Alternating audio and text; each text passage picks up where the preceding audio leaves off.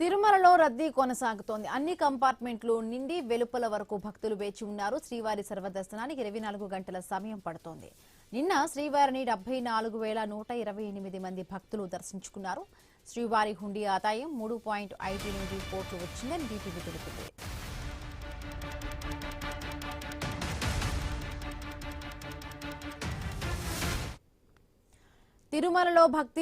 తిరుమలలో రద్దీ కొనసాగుతోంది. అన్ని కంపార్ట్మెంట్లలో నిండి వెలుపల వరకు భక్తులు వేచి ఉన్నారు. శ్రీవారి సర్వదర్శనానికి 24 గంటల సమయం పడుతోంది.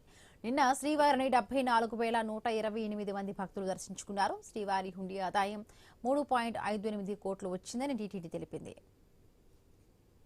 తిరుమలలో కొనసాగుతున్న రద్దీకి సంబంధించి మరింత పూర్తి అప్డేట్స్ మా కరెస్పాండెంట్ గోపి అందిస్తారు. గోపి, దర్శనానికి తిరుమలకి భక్తులు పెద్ద ఎత్తున తరలి వస్తున్నారు. గత నెలన్నర నుంచి కూడా విపరీతంగా భక్తుల రద్దీ వస్తున్న నేపథ్యంలో టీటీడీకి సంబంధించి కొన్ని రకాల ఏర్పాట్లు చేయడం జరిగింది. అయితే క్యూ లైన్ లో తోపులాట్లకి తొక్కులాట్లకి ఆస్కారం లేకుండా టీటీడీ అధికారులు ఇప్పటికే కూడా ఏర్పాట్లు చేశారు. అయితే వారాంతపు సెలవులు కావడం, ఇప్పటికే కూడా స్కూల్స్ అన్ని కూడా ఓపెన్ అయిపోయిన నేపథ్యంలోనే అంటే విద్యార్థులు అంటే వారి కుటుంబ సభ్యులతో నేరుగా తిరుమలకు వస్తున్నారు. అందువల్లనే తిరుమల కాలిబాటలు ఇప్పటికే భక్తులు కిక్కిరిసిపోతున్నారు. ప్రతిరోజు కూడా 40 నుంచి 50,000 మంది వరకు కూడా స్వామివారి దర్శనానికి నడిచి వెళ్లే భక్తుల సంఖ్య విపరీతంగా పెరుగుతుంది. అందువల్లనే తిరుమలలో ఉన్నటువంటి వైకుంఠం కంపార్ట్మెంట్ అన్ని కూడా నిండిపోయి దాదాపుగా 2-3 కిలోమీటర్ల వరకు కూడా భక్తులు క్యూ లైన్ లో వేచి ఉంటున్నారు. స్వామివారి దర్శనానికి 15 నుంచి 20 గంటల సమయం పడుతా ఉంది.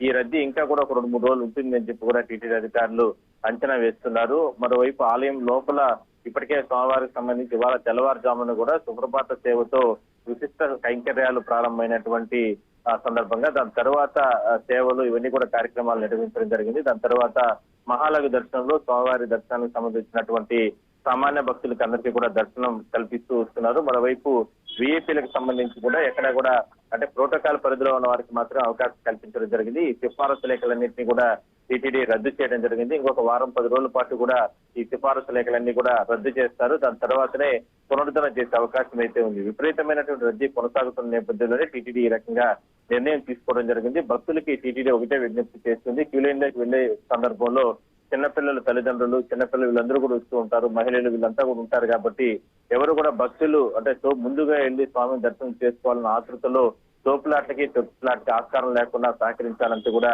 టీటీడీ అధికారులు చెప్పడం జరిగింది. మరోవైపు తిరుమలలో రద్దీ ఈ రకంగా కొనసాగుతుంటే తిరుపతిలో ఉన్నటువంటి సర్వదర్శనం స్లాట్ టోకన్లకు కూడా భూదేవి కాంప్లెక్స్ కావచ్చు, శ్రీదేవి కాంప్లెక్స్ ఇలాంటి కొన్ని ప్రాంతాల్లో టోకన్స్ అన్ని కూడా అర్ధరాత్రి నుంచి కూడా వేచి ఉంటున్నారు. అక్కడ విపరీతంగా భక్తుల రద్దీ కొనసాగుతుందని చెప్పొచ్చు. అదే కాకుండా ఇవాళ శనివారం, రేపు ఆదివారం ఈ 2 రోజుల పాటు కూడా ఇంకా రద్దీ పెరిగే అవకాశం అయితే ఉంది. అందువల్లనే టీటీడీకి సంబంధించి అధికార యంత్రాంగం ఒకవైపు తిరుపతి పోలీసుల సహకారం తీసుకుని ఈ ఎక్కడ కూడా స్టాంపీడ్ జరగకుండా టీటీడీ అధికారులు పర్యవేక్షణ చేస్తున్నారు. Right, thank you Gopinath.